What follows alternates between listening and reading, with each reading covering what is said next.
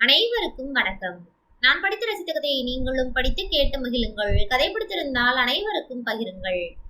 இரவு 8 மணி இருக்கும். இந்துமதி அவளது அறையில் படுத்துக் கொண்டிருந்தாள். விட்டத்தில் தொங்கிக் கொண்டிருந்த மின்விசிறி சத்தம் எழுப்பிக் கொண்டே ஓடிக்கொண்டிருந்தது. அந்த சத்தம் அவள் மனம் முழுக்க எதிரொலித்தது. மனதில் இருந்த மிகப்பெரிய வலி அவளை தூங்க விடாமல் செய்து கொண்டிருந்தது. படுக்கையில் அங்கும் இங்கும் புரண்டு கொண்டிருந்தாள். அவள் அறையிலிருந்து எழுந்தவள் வேகமாக வீட்டை விட்டு வெளியேறி தன்னுடைய ஸ்கூட்டியை எடுத்துக்கொண்டு புறப்பட தயாரானாள். பின்னாலிருந்து ஒரு குரல் கேட்டது. ஏய், எங்கடி போற என்றார் இந்துமதியின் அம்மா சங்கீதா. அவரை திரும்பி தன் வலிகள் நிறைந்த கண்களால் முறைத்துவிட்டு வேகமாக வண்டியை திருகினாள். தன் முன்னாள் கணவன் கதிரேசனை பார்ப்பதற்காக சென்று கொண்டிருந்தாள். சாலையில் வேகமாக அங்கும் இங்கும் சென்று கொண்டிருந்த வாகனங்கள் எழுப்பிய சத்தத்தை விட அவள் இதயம் துடிக்கும் சத்தம் அதிகமாக இருந்தது. கதிரேசனை பார்த்து என்ன பேசுவது, ஏன் வந்தாய் என்று கேட்டால் என்ன சொல்வது என்று பல கேள்விகள் அவள் மனதில் நிழலாடின. அவளது வாகனம் காற்றை கிழித்து கொண்டு ஒளி வெளிச்சத்தில் வேகமாக சென்றது. இன்னும் 1 கிலோமீட்டர் தூரத்தில் கதிரேசனின் வீடு. அவள் வண்டியின் வேகம் அப்படியே குறைந்தது. ரோட்டோரமாய் நின்றாள். கணவனை சென்று பார்க்கலாமா வேண்டாமா என்ற கேள்விகளோடு ஒரு சில நிமிடங்கள் நின்று கொண்டிருந்தாள். தன் வாழ்க்கையின் இறுதி முடிவை அவனை பார்த்து பேசிய பிறகு எடுப்போம் என்று நினைத்து கொண்டு வேகமாக அவன் வீட்டை நோக்கி செல்லத் தொடங்கினாள். அவள் கால்கள் நடுங்கிக் கொண்டிருந்தன. வண்டியை நிறுத்திவிட்டு கீழே இறங்கி நடந்தாள். அவன் வீட்டு வாசலில் நிறைய காலணிகள் கிடந்தன. வீட்டுக்குள் நிறைய ஆட்கள் இருப்பதை உணர்ந்து ஒரு நிமிடம் நின்று யோசித்தாள். அப்போது போன் பேசிக்கொண்டே உள்ளே இருந்து ஒருவன் வெளியே வந்தான். அவனிடம் உள்ளே என்ன நடக்கிறது என்று கேட்டாள் இந்துமதி. பொண்ணு வீட்டில இருந்து கதிரேசனை மாப்பிள்ளை பார்க்கறதுக்காக வந்திருக்கோம் என்று சொல்லிவிட்டு அவன் மீண்டும் மொபைலில் பேச துவங்கினான். அதற்கு மேல் அவளுக்கு அங்கு நிற்பதற்கு மனம் வரவில்லை. அவள் மனம் கண்ணாடியை போல் சுக்குநூறாக உடைந்தது. வேகமாக வண்டியை எடுத்துக்கொண்டு வீட்டிற்கு வந்து சேர்ந்தாள். தன் அறைக்குள் வந்தவள் கட்டிலில் படுத்து அழத் தொடங்கினாள். அவள் கண்கள் கண்ணீரால் நிரம்பின. மகள் வந்ததை கவனித்த அவளது தாய் அறைக்குள் வந்து, நீ எங்க போயிட்டு வரேன்னு எனக்கு தெரியும்டி, அதான் விவாகரத்து ஆயிடுச்சுல, அப்புறம் என்ன அவனை பார்க்க போற என்றார். கோபம் கொப்பளிக்கு எழுந்து உட்கார்ந்தவள், எல்லாத்துக்கும் நீதான் காரணம், என் வாழ்க்கையை எப்படி வாழணும்னு சொல்லி கொடுக்குறேன்னு சொல்லி இன்னைக்கு என் வாழ்க்கையை கெடுத்து இப்படி என்னை தனி மரமாக உட்கார வச்சுட்ட என்றாள். அவன் இல்லைனா உலகத்துல ஆம்பளையே இல்லையா? அதான் மேட்ரிமோனியில் 2வது திருமணத்திற்கு பதிந்து வைத்திருக்கிறோம். நமக்கு தெரிஞ்சவங்க எல்லார்கிட்டையும் சொல்லி வச்சிருக்கோம். அப்பாவும் அவருக்கு தெரிந்தவர்களிடம் சொல்லி இருக்கிறார். அப்புறம் என்னடி உனக்கு என்றார். 2வதாக திருமணம் ஆனால் என்ன, அதையும் நீதான் இப்படி வாழணும் அப்படி வாழணும்னு சொல்லி கொடுக்க போற என்று கோபத்தில் கத்தினாள். ஆமாடி, நான் சொன்னா உனக்கு எங்க போச்சு அறிவு என்றார் சங்கீதா. அறிவு இல்லாமல் நடந்துகிட்டதுனாலதான் இப்படி உட்கார்ந்து இருக்கேன் என்று கத்திவிட்டு அம்மாவை வெளியே போக சொல்லிவிட்டு வேகமாக எழுந்து வந்து தன் அறையின் கதவை சாத்தினாள். அவள் மனதில் பழைய நினைவுகள் வந்து போயின. இந்துமதி திருமணமாகி தன் கணவனின் வீட்டிற்கு சென்ற நாள் முதல் அவர்களது வீட்டில் மகாராணி போலவே நடத்த துவங்கினர். இந்துமதியின் மாமியார் சரஸ்வதி இந்துமதியை எந்தவிதமான வேலையும் வாங்காமல் அனைத்து வேலைகளையும் அவரே செய்தார். இந்துமதியின் கணவன் கதிரேசனும் மனைவியின் விருப்பப்படியே நடந்து கொண்டான். அவள் வாழ்க்கையில் மல்லிகையின் மனம் போல இன்பம் பரவி மிகவும் அழகாக சென்று கொண்டிருந்தது. இந்துமதியின் தாய் மகள் எப்படி இருக்கிறாள் என்று அடிக்கடி போனில் தொடர்பு கொண்டு பேச ஆரம்பித்தார். அங்கு வீட்டில் எல்லோரும் நல்ல விதமாக நடந்துக்கிறாங்களா என்று கேட்டார். அதெல்லாம் ஒன்னும் பிரச்சனை இல்லம்மா என்றாள் இந்துமதி. மாமனார் எப்படி, அவர்கிட்ட இருந்து ஏதாவது குடைச்சல் இருக்கா என்றார். அதெல்லாம் ஒன்னும் இல்லம்மா, சாப்பிட்டியாமா என்று கேட்பதோடு சரி, இதை எடுத்துக்கொடு அதை எடுத்துக்கொடு என்று சின்ன சின்ன வேலைகள் கூட என்னை சொல்வது கிடையாது என்றாள் இந்துமதி. சரி சரி என்று முதலில் கேட்டுக்கொண்ட சங்கீதா அதன் பிறகு ஒவ்வொரு விஷயமாக எதை எப்படி செய்ய வேண்டும், எப்படி நடந்து கொள்ள வேண்டும் என்று தன் மகளுக்கு சொல்லிக் கொடுக்க ஆரம்பித்தார். தன் அம்மா தன் நல்லதுக்குத்தானே சொல்வார் என்று அவர் சொல்வதையெல்லாம் கேட்டுக்கொண்டாள் இந்துமதி. கதிரேசனின் தங்கை மதியழகி இந்துமதியிடம் மிகவும் நெருக்கமாக பழகி வந்தாள். மதியழகிக்கு இந்துமதியை மிகவும் பிடித்திருந்தது. மதியழகி பெயருக்கு ஏற்றாற் போல அழகாக இருந்தாள். கல்லூரி படித்து வந்த மதியழகி கல்லூரியில் எது நடந்தாலும் அன்று மாலை வீட்டிற்கு வந்து இந்துமதியிடம் சொல்லிவிடுவாள். அந்த அளவுக்கு இருவருக்கும் இடையிலான நெருக்கம் இருந்தது. அப்படி ஒரு நாள் மதியழகியை பற்றி இந்துமதி தனது அம்மாவிடம் சொல்ல, அவரோ, உனக்குன்னு ஒரு மரியாதை இருக்குல்ல, உன் மேல ஒரு சின்ன பயம் இருக்கணும், அந்த மாதிரி தான் நீ நடந்துக்கணும், இந்த மாதிரி நீ இடம் கொடுத்தால் நாளைக்கு உன் தலையில் ஏறி உட்கார்ந்து கொள்வாள் என்றார். இந்துமதியின் மனதில் மதிக்கு நாம் அதிகமாக இடம் கொடுத்து விட்டோமோ என்று ஒரு சின்ன நெருடல் ஏற்பட்டது. அதன் பிறகு மதியழகியிடம் சகஜமாக பேசாமல் தவிர்த்தாள். ஒரு கட்டத்தில் கோபமாக நடந்து கொண்டாள் இந்துமதி. மதியழகி இந்துமதியிடம் பேசுவதையே நிறுத்தி கொண்டாள். அந்த வீட்டில் இந்துமதிக்கு இருந்த மிகப்பெரிய ஆதரவு மதியழகி என்பதை மறந்துவிட்டு மதியழகியிடம் கோபமாக நடந்து கொண்டதால் அவளுக்கு அதன் பிறகு அந்த வீடு வெறுமையாக மாறிப்போனது. வீடே அமைதியானது. மாமியாரிடம் பகல் நேரத்தில் பேசினாலும் மதியழகியிடம் பேசும் அளவுக்கு மிகவும் நெருக்கமாக பேச முடியாது. இருவருக்கும் இடையில் சிறிய இடைவேளை இருந்து கொண்டுதான் இருந்தது. ஆனால் சரஸ்வதியோ மகளிடம், அண்ணியிடம் இது போல் பேசாமல் இருக்கக்கூடாது, உன்னால் இந்துமதி மிகவும் மனவேதனையில் இருக்கிறாள், நீ எப்போதும் போல பேச வேண்டும் என்றார். அம்மா, அண்ணி என்கிட்ட நல்லாதான் பேசிட்டு இருந்தாங்க, திடீர்னு கோவப்பட்டு பேச ஆரம்பிச்சிட்டாங்க, நான் எப்படி அவங்க கிட்ட பேசுறது என்றாள். இருந்தாலும் நீ பேசுறதுக்கு முயற்சி பண்ணு, நான் இந்துமதி கிட்ட சொல்லியிருக்கேன், இனிமே அப்படியெல்லாம் நடந்துக்க மாட்டா என்றார். சரிம்மா என்று சொன்னவள் அதன் பிறகு இந்துமதியிடம் பேசினாலும் முன்பு போல் பேசுவதில்லை. அதன் பிறகு ஒரு நாள் மாமியாருக்கு உடல்நிலை சரியில்லாமல் போனது.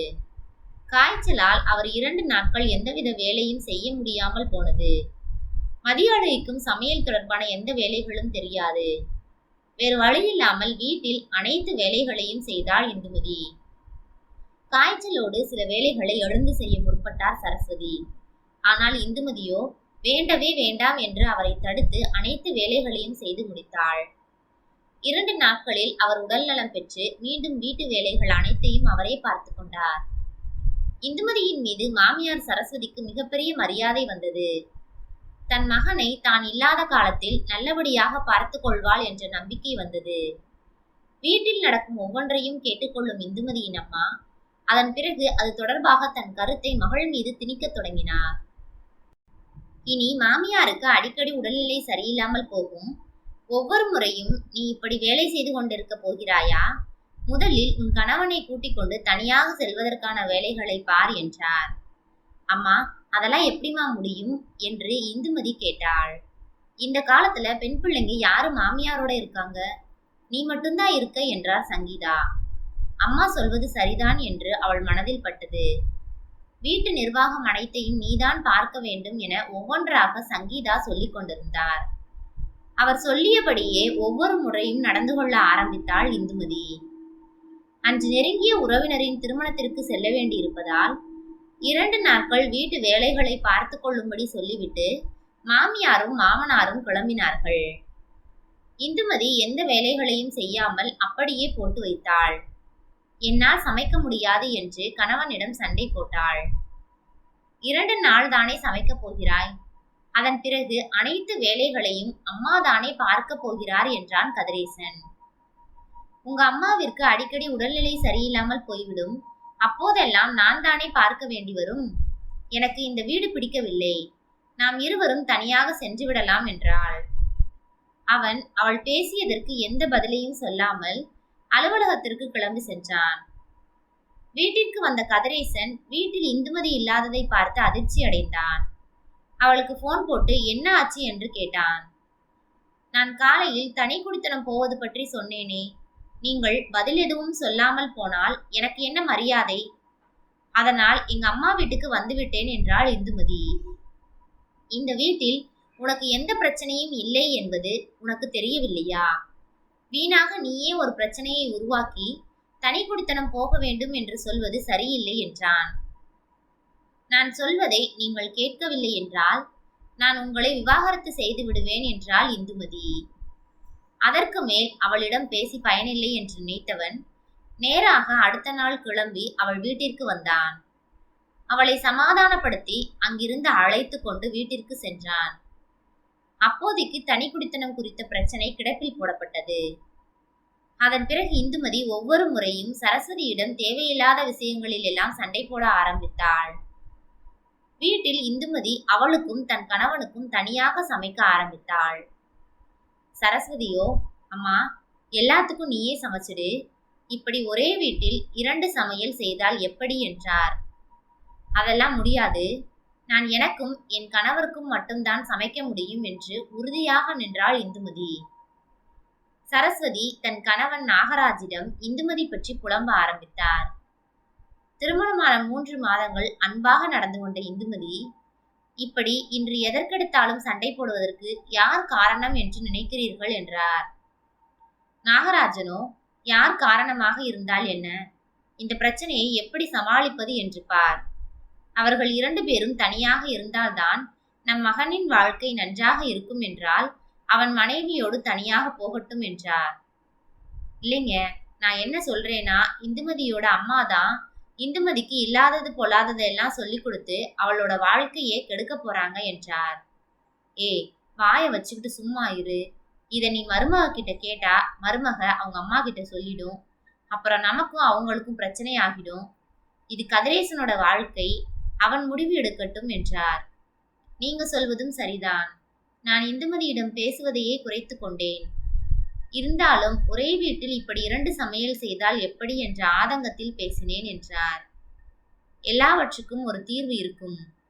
நீ எதையும் நினைத்து மனதை போட்டு குழப்பிக் கொள்ளாதே.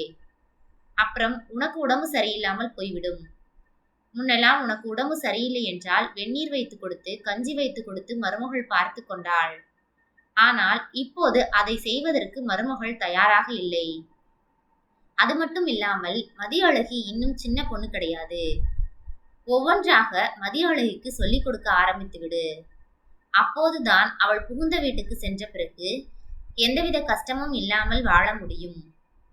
உன்னையும் இங்கு இருக்கும் வரை அவள் பார்த்து கொள்வாள் என்றார். சரி சரி என தலையாட்டினார் சரஸ்வதி. தொடர்ந்து இந்துமதியின் காதில் ஊதிக்கொண்டிருந்த சத்தம் இந்துமதியின் வாழ்க்கையையே நாசமாக்கியது. தனி குடித்தனம் போயே ஆக வேண்டும் என முடிவாக நின்றாள் இந்துமதி. முடியவே முடியாது என்று உறுதியாக சொல்லிவிட்டு இந்துமதியிடம் 4 நாட்களாக பேசாமல் இருந்தான் கதிரேசன். நீ கிளம்பி நம்ம வீட்டுக்கு வந்துவிடு, அவர் எப்படியும் உன்னை தேடி வந்துதானே ஆக வேண்டும் என்றார் சங்கீதா. மாமியார் சரஸ்வதி எவ்வளவோ தடுத்தும் கேட்காமல் இந்துமதி அங்கிருந்து கிளம்பி அம்மா வீட்டிற்கு வந்தாள். 1 வாரம் ஆகியும் கதிரேசன் இந்துமதியை சென்று பார்க்கவில்லை. சரஸ்வதியோ, போய் அவளை சமாதானம் பண்ணி கூட்டிட்டு வாடா என்றார். அம்மா, இந்த முறை அவளாக வந்தால் வரட்டும், நான் போனால் தனி குடித்தனம் போகணும் என்று சொல்லி டார்ச்சர் செய்வாள் என்றான். பொறுத்து பொறுத்து பார்த்த சங்கீதா தன் மகளிடம் அவனுக்கு விவாகரத்து நோட்டீஸ் அனுப்புவோம், அப்போதுதான் அவன் பயப்படுவான் என்றார். ஆனால் இந்துமதியோ, அம்மா, இத்தனை நாள் கதிரேசன் என்னிடம் நடந்து கொண்டதற்கும் இந்த முறை நடந்து கொண்டதற்கும் வித்தியாசம் இருந்தது. நாம் விவாகரத்து நோட்டீஸ் அனுப்பினாலும் அவர் வருவதற்கான வாய்ப்பில்லை. நான் வேண்டுமானால் அங்கே சென்று விடுகிறேன் என்றாள். அங்கு சென்று அவனிடம் மன்னிப்பு கேட்டுவிட்டு அவனோடு வாழப்போகிறாயா என்றார் சங்கீதா. மகளை போக விடாமல் தடுத்து வக்கீல் மூலம் விவாகரத்து நோட்டீஸ் அனுப்பப்பட்டது. கதிரேசன் எதற்கும் அசைந்து கொடுப்பதாக இல்லை. அவனை விவாகரத்து செய்துவிடு, இவன் உன் வாழ்க்கைக்கு சரியாக வரமாட்டான். எத்தனையோ ஆண்கள் தன் மனைவிகளை உள்ளங்கையில் வைத்து தாங்கிக் கொண்டிருக்கிறார்கள் என்றார் சங்கீதா. அம்மா சொல்வது சரியாக இருக்கும் என்று இப்போதும் சரி என்று தலையாட்ட இருவருக்கும் இடையில் நடைபெற்ற விவாகரத்து வழக்கில் விவாகரத்து வழங்கி தீர்ப்பு வழங்கப்பட்டது. காலங்கள் கடந்தது. விவாகரத்தாகி 6 மாதங்கள் ஆகிறது. இந்த 6 மாத காலத்தில் தன் கணவனை பற்றிய நினைவே இந்துமதியை வாட்டிக் கொண்டிருந்தது. இந்துமதிக்கு 2வது திருமணத்திற்கான அனைத்து வேலைகளையும் பார்த்து கொண்டிருந்தார் சங்கீதா. அவளது ஒவ்வொரு அசைவிலும் தன் கணவனது ஞாபகம் அவளை மிகவும் பாதித்தது. தன் கணவன் தன்னை கையில் வைத்து தாங்கினான். நான் தான் அந்த கையை உதறி தள்ளிவிட்டு இன்று இந்த நிலையில் வந்து கிடக்கிறேன் என்பதை உணர்ந்தாள் இந்துமதி. அனைத்து பிரச்சனைக்கும் தன் அம்மாதான் காரணம். தன் அறிவை பயன்படுத்தாமல் சுயமாக வாழாமல் அம்மா சொன்னால் சரியாக இருக்கும் என்று நினைத்ததால் தான் நம் வாழ்க்கை இப்படி ஆகிவிட்டது என்று ஒவ்வொரு நாளும் கண்ணீர் வடித்து கொண்டிருந்தாள் இந்துமதி. படுக்கையில் படுத்து பழைய நினைவுகளை நினைத்து கொண்டிருந்த இந்துமதி அப்படியே தூங்கி போனாள். இரவு மணி 12. திடீரென்று கண் வலித்தவளுக்கு அந்த வீட்டில் இருப்பதற்கு பிடிக்கவில்லை. தன் கணவனுக்கு இன்னொரு பெண்ணோடு திருமணமாகி போகிறது. தன்னை இந்த நிலைக்கு ஆளாக்கிய அம்மா முகத்தில் இனி நான் எப்போதும் முழிக்கக்கூடாது என்று நினைத்து கொண்டு தன் துணிகளை பெட்டியில் வைத்து எடுத்துக்கொண்டு இருளில் தன் வாழ்க்கையை தேடி வீட்டை விட்டு கிளம்பினாள். பக்கத்து ஊரில் இருந்த தன் தோழியின் வீட்டிற்கு சென்றாள். இந்துமதியின் தோழி பார்வதியே வாடகை வீட்டில் மாடியில் குடியிருக்கிறாள். இவளது வீட்டில் எத்தனை நாளைக்கு இருக்க முடியும் என்ற எண்ணத்தோடு தோழியின் வீட்டில் தங்கியிருந்தாள். ஒரு வாரத்தில் இந்துமதி பற்றி கீழ் வீட்டில் இருக்கும் வீட்டு ஓனரின் மகள் பார்வதியிடம் கேட்டு தெரிந்து கொண்டாள். அவள் மூலம் விஷயத்தை தெரிந்து கொண்ட வீட்டின் ஓனர் அவள் இங்கே இருக்கக்கூடாது என்று சொல்லவில்லை. ஆதரவு தேடி வந்திருக்கிறாள், இருக்கட்டும், ஒரு நல்ல முடிவை எடுத்துக்கொண்டு அவள் வாழ்க்கையை தேடி செல்லும் வரை அவளுக்கு ஆதரவு கொடுங்கள் என்று பார்வதியிடம் சொன்னார். அன்று ஞாயிற்றுக்கிழமை சோர்வாக சோஃபாவில் அமர்ந்து மனதில் எதையோ நினைத்து கொண்டு விட்டத்தில் சுழன்று கொண்டிருந்த மின்விசிறியை பார்த்து கொண்டிருந்தாள் இந்துமதி. மின்விசிறி அவளை பார்த்து சத்தம் போட்டு சிரிப்பது போல உணர்ந்தாள். ஒரு கண்ணில் மட்டும் கண்ணீர் வழிந்து கொண்டிருந்தது. ஏதோ வேலை விஷயமாக வெளியே சென்றிருந்தாள் பார்வதி. பார்வதியின் அம்மா மட்டுமே வீட்டில் இருந்தார். காலிங் பெல் அடிக்கும் சத்தம் கேட்டது. சமையல் அறையில் பார்வதியின் அம்மா வேலையாக இருந்ததால் எழுந்து சென்று கதவை திறந்தாள் இந்துமதி. அவள் உடலெல்லாம் சிலிர்த்தது. எதிரே கதிரேசன் நின்று கொண்டிருந்தான். என்ன சொல்வது என்று தெரியாமல் தடுமாறிய இந்துமதியை பார்த்து, இங்கே என்ன செய்து கொண்டிருக்கிறாய்? உன் துணிகளை எடுத்துக்கொண்டு நம் வீட்டுக்கு வா என்றான். அதற்கு மேல் அவளால் தன் உணர்ச்சிகளை அடக்கி வைக்க முடியவில்லை. பீறிட்டு எழுந்த கண்ணீரோடு அழுது கொண்டே அவனை கட்டி கொண்டாள். அழுகின்ற சத்தம் கேட்டு பதறிப்போய் சமையலறையில் இருந்து வெளியே வந்து பார்த்தார் பார்வதியின் அம்மா. இந்துமதி ஒருவரை கட்டிக்கொண்டு நிற்பதை பார்த்துவிட்டு அமைதியாக இருந்தார். கதிரேசன் அவளை ஆறுதல் படுத்தி உள்ளே அழைத்து வந்தான். கதிரேசன் பார்வதியின் அம்மாவிடம், இவள் என் மனைவிதான், இவளை அழைத்து செல்வதற்காக வந்திருக்கிறேன் என்றான்.